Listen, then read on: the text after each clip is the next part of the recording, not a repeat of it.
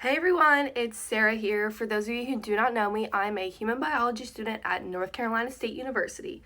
Today I'm giving you all a crash course on one of the biggest public health icons in human history, Typhoid Mary. Most of this information came from the National Institute of Health, the Center for Disease Control, and National Geographic. Our story begins with a lady named Mary Mallon, who would later be nicknamed Typhoid Mary, and she was born in Ireland in 1869. She immigrated to New York City when she was a teenager to fulfill her dreams of becoming a cook. She cooked for 8 families in New York City, and of those 8 families, 7 of them became ill with typhoid fever. So now there are 22 present infections and quite a few deaths, and it's time for officials to locate the source of this outbreak. But before I get into Mary Mallon's whole life story, let's take a pause to learn about typhoid fever. Typhoid fever is a serious bacterial condition caused by the bacterium Salmonella typhi. It is highly communicable and transmitted through contaminated food and water. However, safe eating and drinking habits can decrease the rate of infections tremendously. Immunization for Salmonella typhi and typhoid fever was not available until 1911, and the antibiotics to treat it were not available until 1948. So, unfortunately, those during Mary Mallon's time period either got severely ill or died from this bacterium. The National Institute of Health says that upwards of 10% of cases were fatal during this time period. So, there was no treatment for typhoid fever. Patients either wrote it out or died. It was imperative that officials locate the source of the infections immediately to avoid further spread, but the problem was asymptomatic transmission. Asymptomatic transmission is when an individual is a carrier for a bacterium and virus, but they experience no symptoms. They can transfer the virus to many other people, but not even know they have it. Okay, now back to our story. A detective named George Soper set out to find the source of all these typhoid fever infections in New York City. National Geographic said he was called an epidemic fighter. I bet he wishes he knew what he was getting into when he finally found Mary Mallon. Soper turned his attention to Mary Mallon when he learned of the families that she cooked for and their illnesses. He learned that she often served peaches and cream as her signature dish. This was significant because any bacterium spread to this dish was not killed during cooking practices. After 4 months of hunting her down, he finally found her working in a Park Avenue brownstone. This is my favorite part of the story. George Soper showed Mary his evidence and was like, "Hey Mary, I think you're giving all these people typhoid fever. Do you mind giving us a urine and feces sample?" Disclaimer, that was not a direct quote. Mary, who had 0 symptoms and no knowledge of asymptomatic transmission, decided to chase him with a carving fork and try to attack him. Obviously, George was not going back there. He dispatched police and officials from the New York Department of Health to go find Mary Mallon and take her in and figure out if she really was causing all these infections. After 5 hours of fighting with Mary, she was finally forced to give up a urine and feces sample. And to no surprise, it tested positive for Salmonella typhi.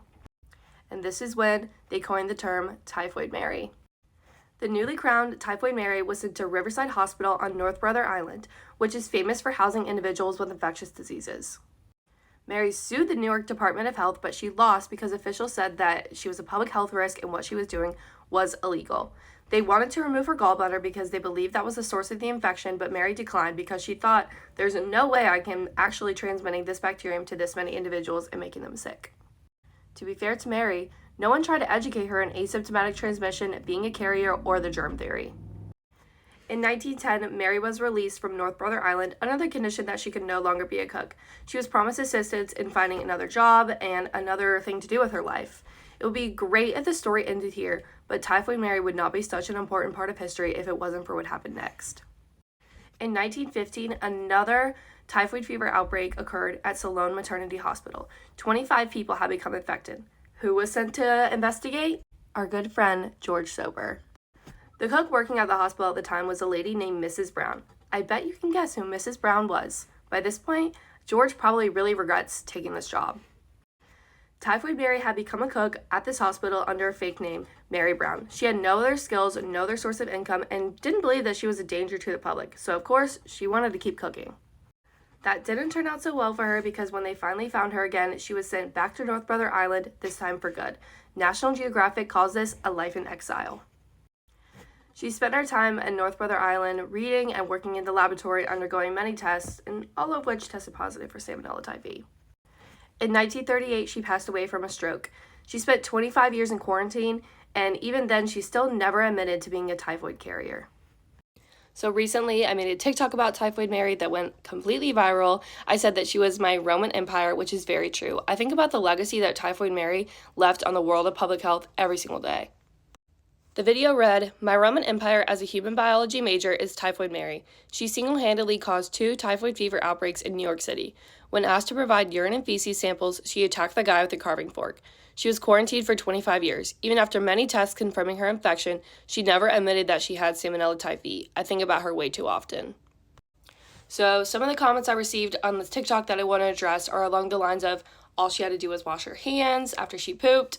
She was not the victim. She had no knowledge of germ theory. They told her to stop cooking and she just didn't, and Mary is an icon. I started a public debate on TikTok about Typhoid Mary.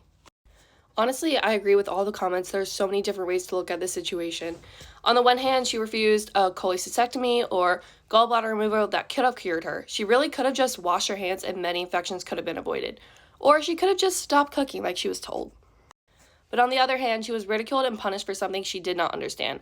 Public officials did not spend any time helping her to understand why she was being held captive. She had no clue why they wanted all these samples from her and why they wanted to remove a part of her body. Overall, Typhoid Mary taught us many lessons about public health and protecting people from getting ill. We can also learn a lot from how the healthcare system handled this situation and prevent something like that from happening in the future.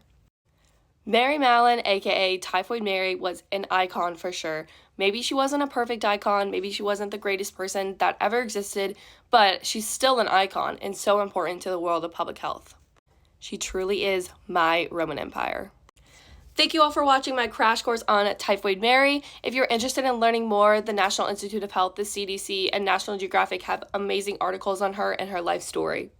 There's also tons of information out there about George Soper and the other officials that were involved in Mary's case. I highly recommend looking it up if you're interested. Thanks for watching. Bye!